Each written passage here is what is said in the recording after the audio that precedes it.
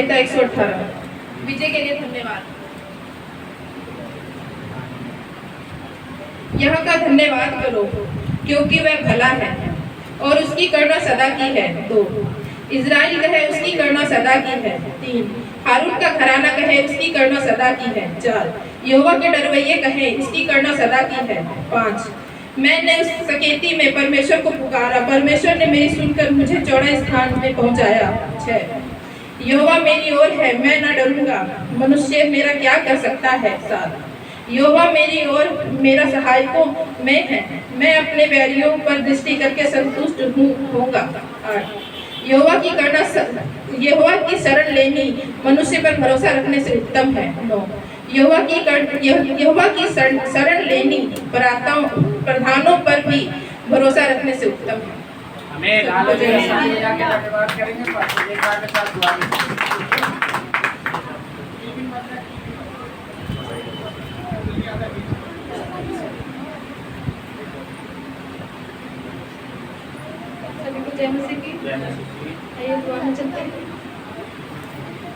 धन्यवाद करते हैं सेनाओं के और प्रभु के प्रभु यीशु, हम आपका धन्यवाद करते हैं। 3 नंबर होकर हम आपके चरणों में आते प्यारे प्रभु जी, आपकी दया अनुग्रह मांगते खुदावंद यीशु।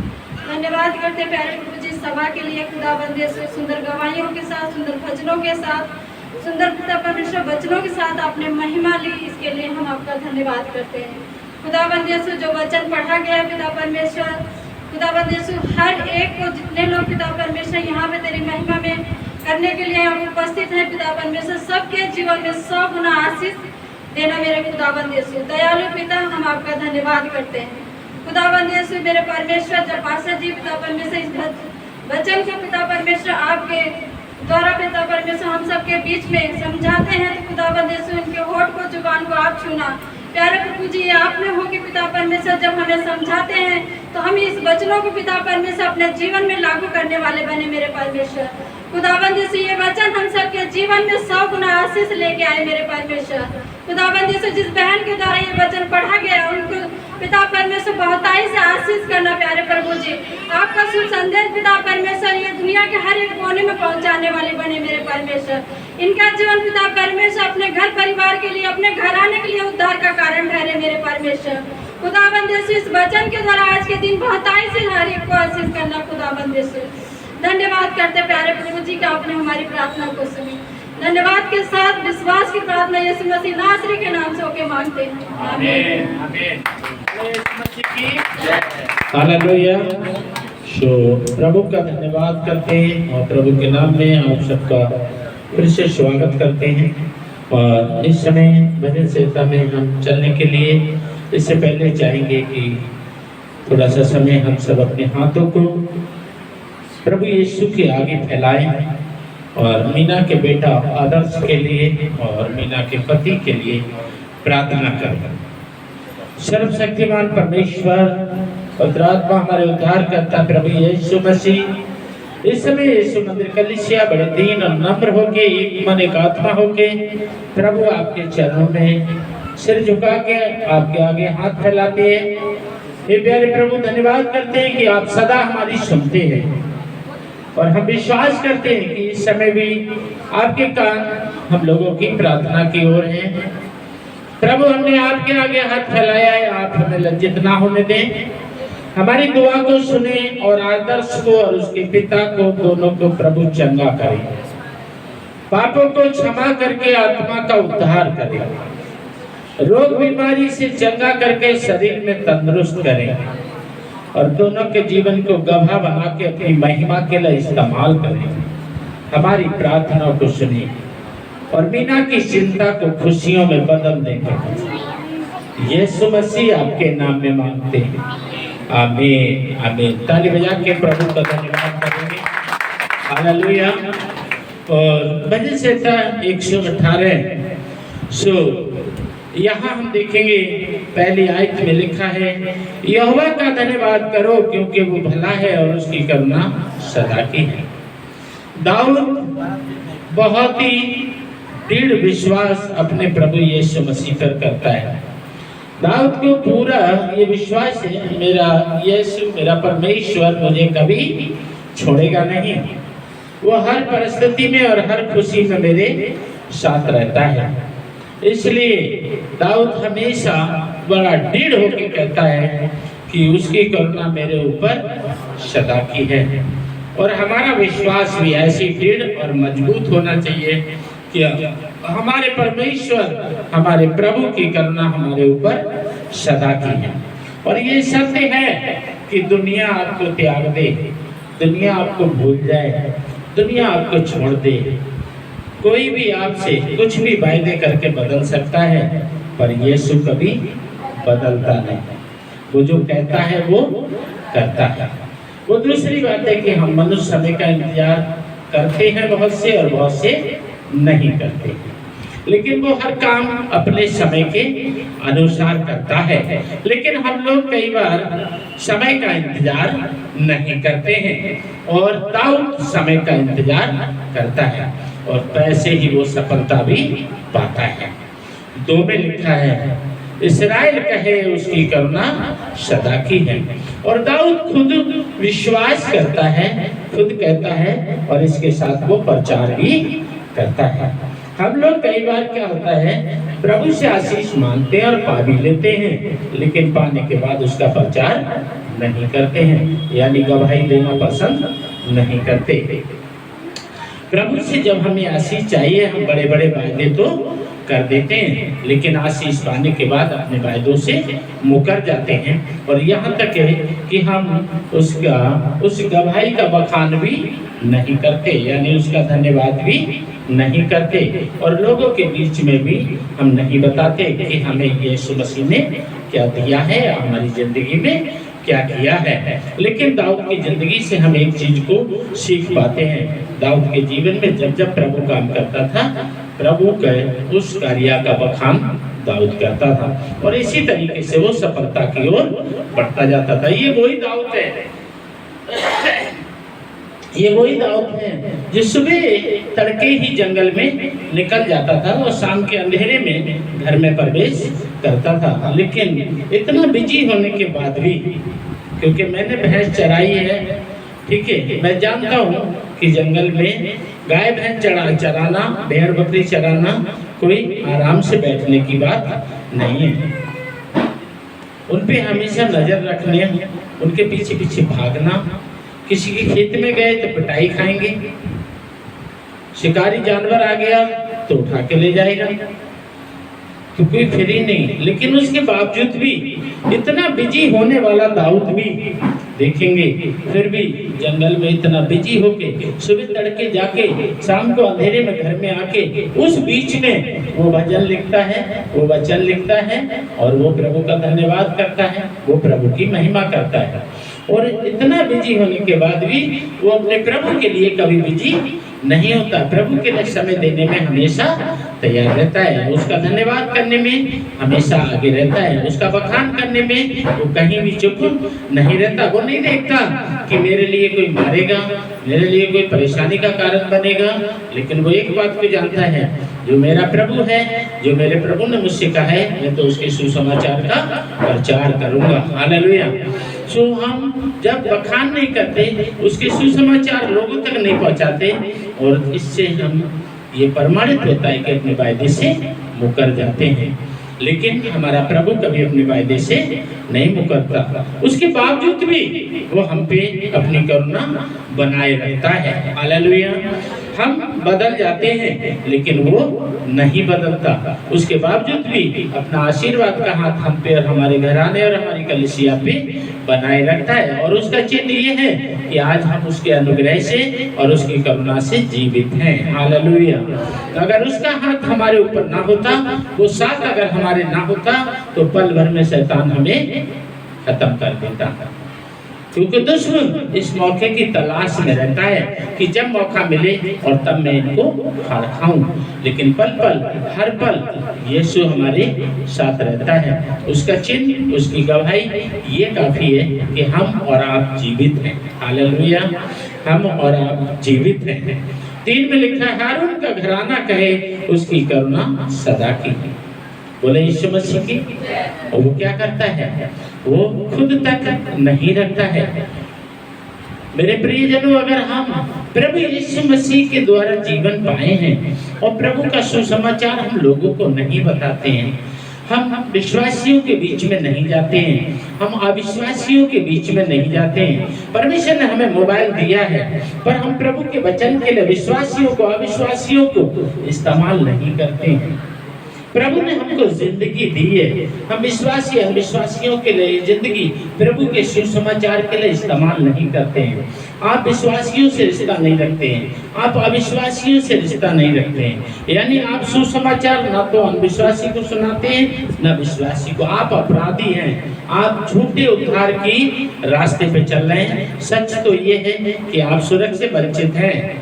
आप याद रखिए, आपको इस समय नीम का पानी फायदेमंद होगा, अंगूर का जूस पीना छोड़ दीजिए, वो हानिकारक है।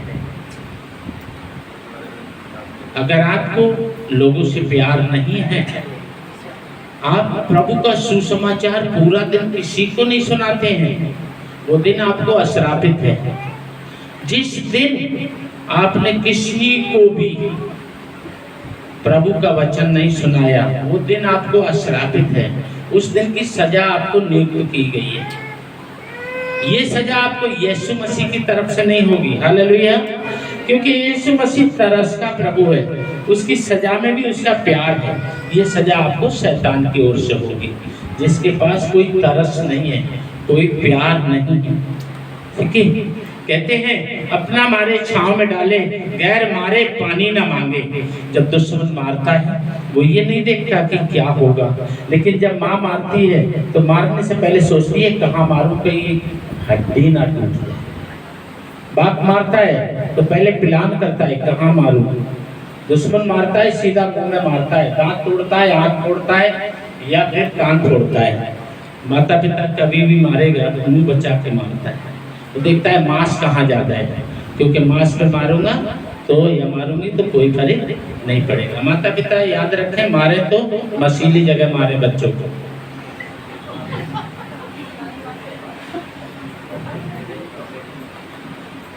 ये मैं नहीं कह रहा, बाइबल भी अनुमति देती है, नीति वचन में लिखा है तेरा बच्चा अगर गलत चलता है उसको सही चलाने को मार, तेरी मार से नहीं मरेगा बल्कि तेरी मार से बदल जरूर जाएगा, उसका जीवन बच जाएगा, वो आशीषित हो जाएगा और वो प्रभु में बढ़ जाएगा। हालेलुया। तो अगर आप गलती पे सजा नहीं देते हैं तो याद रखना आप अपराधी हैं। पास्टरों की मजबूरी है जो वो कई बार डांटते हैं, लेकिन जो पास्टरों की डांट डपट को बुरा मानते हैं वो भविष्य में कभी आगे नहीं बढ़ते।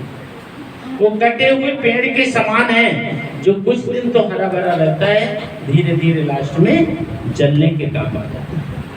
परंतु जो पास्टरों की डांट डपट को बुरा नहीं मानते हैं वो फलवंत होते हैं, और वो इतने फलवंत होते हैं, इतने फलवंत होते हैं, वो ऐसे पेड़ के समान बनते हैं कि लोग अपनी खाट उसके नीचे ला के बिछाते हैं और लोग उसके आगे हाथ फैलाते हैं। मुझे 4 पत्ते चाहिए, मुझे 2 फूल चाहिए, मुझे 1 फल चाहिए। हालेलुया।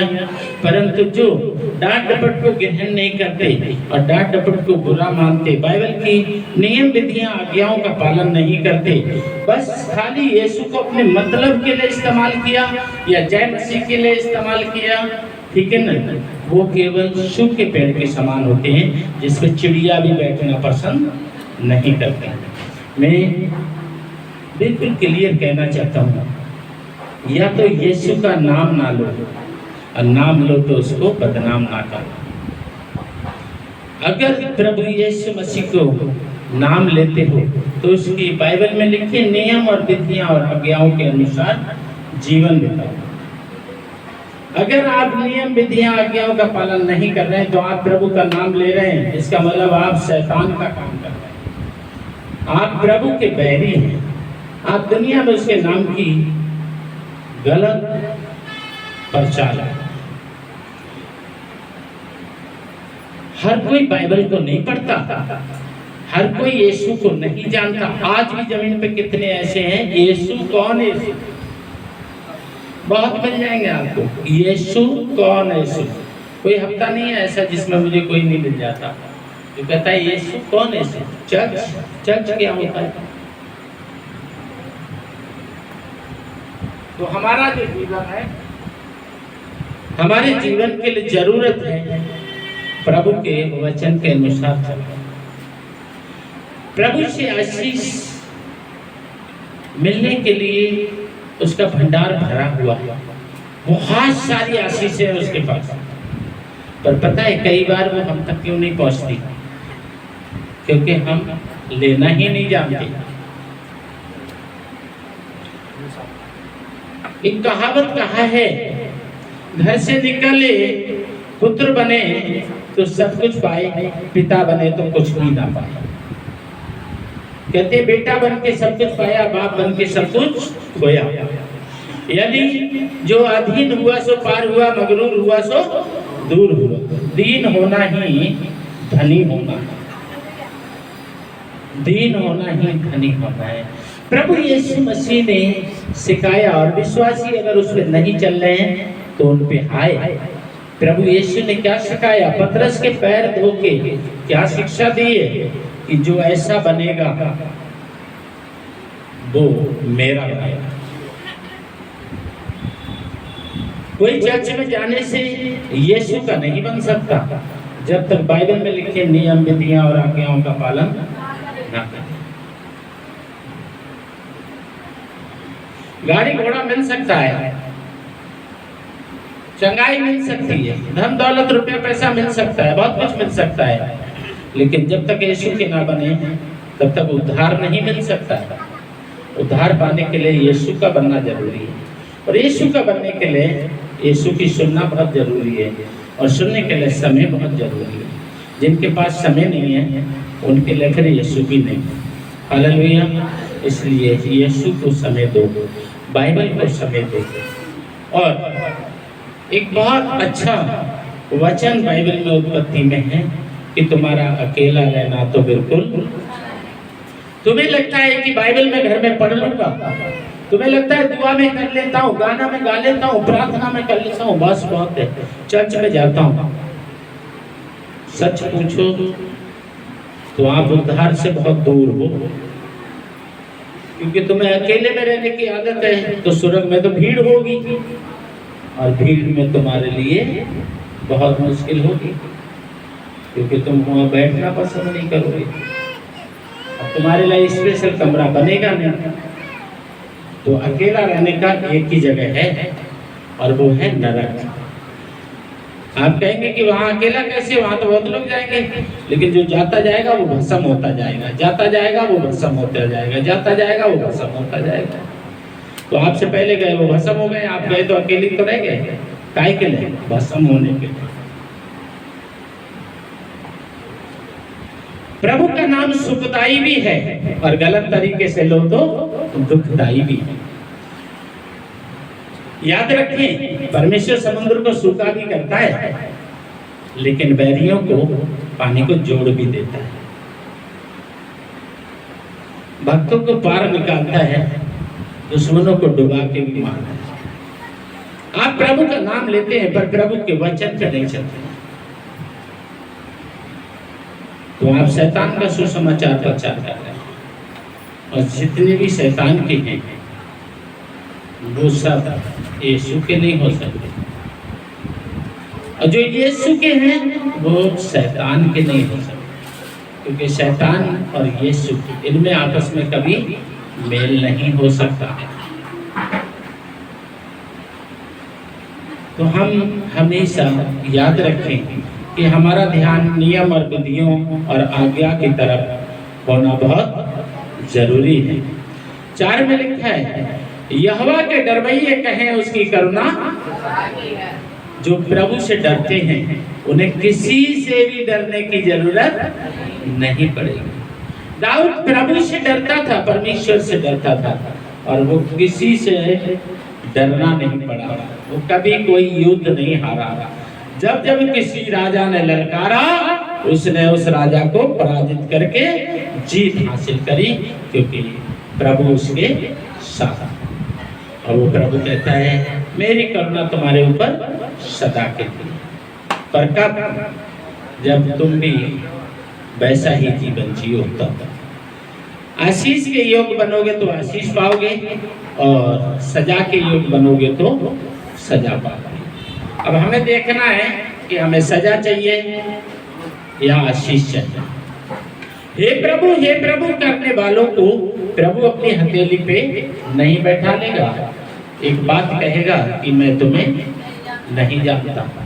उसकी हथेली पे बैठना है तो अपने पैरों को साफ करो। हालेलुया। उसकी हथेली पे बैठना है तो अपने पैरों को साफ करो। चंगाई और व्यभिचार का खूब प्रचार सुना है। एक ऐसा यूट्यूब की कोई वीडियो मुझे भेजना। बहुत लोग मुझे वीडियो भेजते हैं, मुझे बुरा नहीं लगता है, भेजा करो, भेजा करो। पर जब मैं भेजता हूँ तो परेशान मत हुआ कर, भेजो। लेकिन एक ऐसी वीडियो भी भेजना मुझे आज रात के 12 बजे तक, जिसमें ये भी प्रचार सुनने को मिले कि अपने तरबा साफ करो, अपने पैर साफ करो, क्योंकि उसकी हथेली पवित्र है। यीशु राजा आएगा अपने हाथों पे लेके। पतरस के उसने पैर धो के साफ क्यों करे? उसने कहा नहाए हुए को नहलाने की जरूरत नहीं, उसके पैर धोने की जरूरत। एक ऐसी वीडियो भेजना जिसमें ये प्रचार सुनने को मिले कि स्वर्ग में जाना है, यीशु की हथेली पे अगर आना है तो अपने पैरों को साफ करना है। कैसे करेंगे पैरों को साफ? लक्ष्य, लापाई, इमाम और क्या क्या बोलते हैं पता नहीं। मैं किसी कंपनी से जुड़ा हुआ नहीं हूँ जो किसी के साबुन का प्रचार कर रहा हूँ।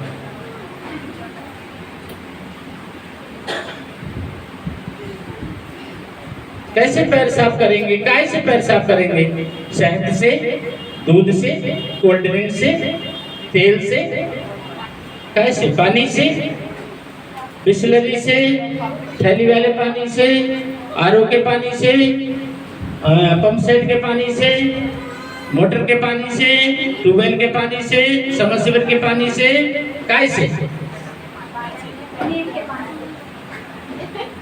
इफिसियंस 6 में लिखा है मेल मिलाप की जूतियां डाल लो ताकि तुम्हारे पैर गंदे ना हो। मेल मिलाप की जूतियां। जो मगरूर हुआ सो दूर हुआ, अधीन हुआ तो बाद हुआ। क्या ही धन्य है वो जो मन के मेल मिलाप की जूतियां। जहां मेल है वहां तेल है, जहां तेल है वहां अभिषेक है, जहां अभिषेक है वहां पवित्र आत्मा है, जहां पवित्र आत्मा है वहां मार्गदर्शन है और मार्ग यीशु मसीह। इसलिए मेरे प्रियजनों, मेल मिलाप की जूतियां। हेलमेट बिना रोड पे सुरक्षा नहीं है, इसलिए उद्धार का टोप पहन लो। सब कुछ पाया, हेलमेट नहीं है, गाड़ी है, लाइसेंस है, आरसी है, चालान तो तुम्हारा कटेगा ही किसी ना किसी पे। सारी जगह बच गए तो बड़े बाल पे चालान कट जाएगा या सैंडल चप्पल पे कट जाएगा, बचोगे नहीं। कहीं ना कहीं तो वो आपको धर ही लेंगे। अब बटुआ खाली तो होना ही होना, नहीं है तो घर बैठे चालान हो जाएगा, कोर्ट में जाओ चक्कर कर। हालेलुया। इसलिए सिर को सुरक्षित रखो, पैरों को साफ रखो। हड्डी टूट गई तो जुड़ जाएगी। पास्टर पूनम की हड्डी जुड़ गई, ठीक है, मेरी हड्डी भी जुड़ गई है। कितना दिन वॉकर पे चला था मैं, लेकिन यीशु है जहां हड्डी का जोड़ भी है वहां। हालेलुया। वैसे फेविकॉल से जोड़ता है जो फिर कभी टूट नहीं सकता। सो हमारा जीवन परमेश्वर के वचन के आधार, सिर की सुरक्षा, हेलमेट जरूरी है, यानी उद्धार का टोप जरूरी है। पैरों की सुरक्षा यानी मेल मिलाप की ज्योति जरूरी है, यानी तरबा को साफ रखना। गंदे पैर होंगे, वहां से आपको पैर धोने को जाने का अवसर नहीं मिलेगा। ऊपर को उड़ गए तो नरक में जाओगे, नीचे गिर गए तो शैतान के मुंह में जाओगे, क्योंकि उस समय शैतान को खोल दिया जाएगा। इसलिए ये सोने वालों जाग जाओ, खाली उसकी प्राप्ति के लिए यीशु के पास मत जाओ जो तुम्हें यहीं छोड़ के जाना पड़ेगा। जिसका है वो तुमसे राजी से या जबरदस्ती से ले लेगा। लिखा है मिट्टी तो मिट्टी में मिल जाएगी। ये शरीर मिट्टी का है, इस पे ज्यादा ध्यान देने से आत्मा पे ध्यान देना कहीं उत्तम है। ये शरीर तुम्हारा कहीं साथ नहीं देगा, कहीं साथ नहीं देगा। खड़े वक्त पे तुम्हें धोखा देगा, है ना। खड़े अच्छे खासे आओगे, एक छींक आएगी,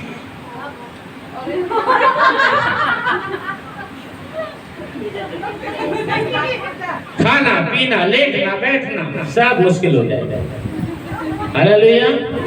इसलिए सावधान, कहीं तुम्हारी आत्मा यीशु के हाथ से दूर ना चली जाए, क्योंकि फिर कोई सुरक्षा नहीं है।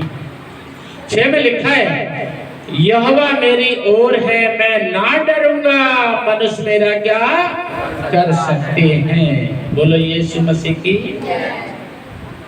जिसके साथ प्रभु है, दाऊद के साथ प्रभु था। जब जब युद्ध हुए दाऊद की जीत हुई और प्रभु ने कहा तेरी राजगद्दी तेरे वंश में बनी रहेगी, कोई छीन नहीं पाएगा। ये है प्रभु यीशु। लेकिन किसके लिए? जो उसके नियम विधियां और आज्ञाओं का पालन करे, उसके लिए, सबके लिए। आप अपने मतलब के लिए अगर यीशु को नाम लेते हो तो आप बड़ी मुसीबत में पड़ने वाले हो, और आप यीशु की महिमा के लिए यीशु का नाम लेते हो तो बड़ी आशीष पाने वाले हो। प्रभु को महिमा मिले। प्रभु की इच्छा हुई तो फिर मिलेंगे और संदेश के साथ आपके संग। जय मसीह।